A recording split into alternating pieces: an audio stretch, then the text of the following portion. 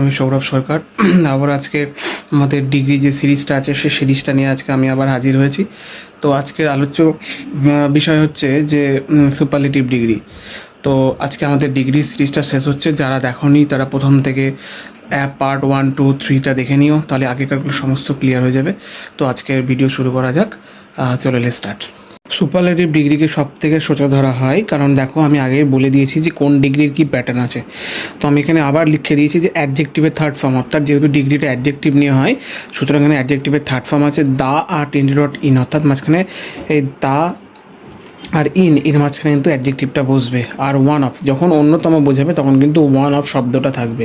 তো আমি একটা উদাহরণ দিয়েছি, she is better than any other girls in the school. এটা হচ্ছে কম্পারেটিভ ডিগ্রিতে। তো আমি এটা যদি সুপারলেটিভ ডিগ্রিতে ট্রান্সফরমেশন করি কী হবে, দেখো লেখা আছে she is the best girl in the school.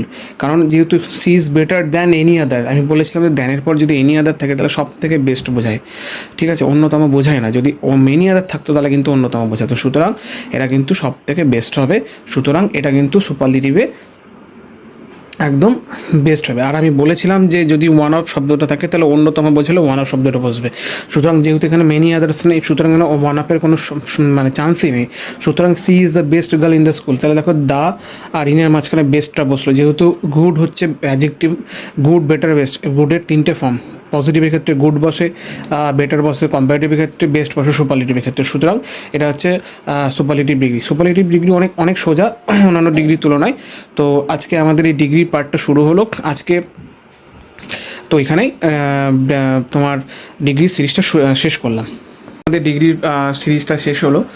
এরকম আরও অনেক নতুন টপিক নিয়ে আমাদের ভিডিওস আসবে। তো অনেকে কমেন্ট করেছে কিছু আমরা যেমন দুটো শর্টস আপলোড করেছিলাম যে কিছু ওয়ার্ডসের ডিফারেন্সিয়েট নিয়ে।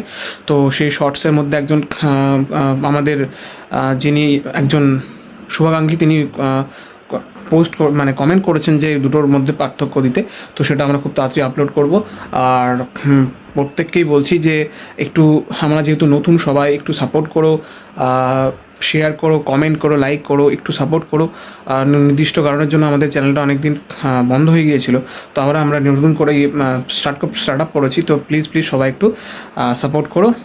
ব্যাস, সবাই ভালো থেকো।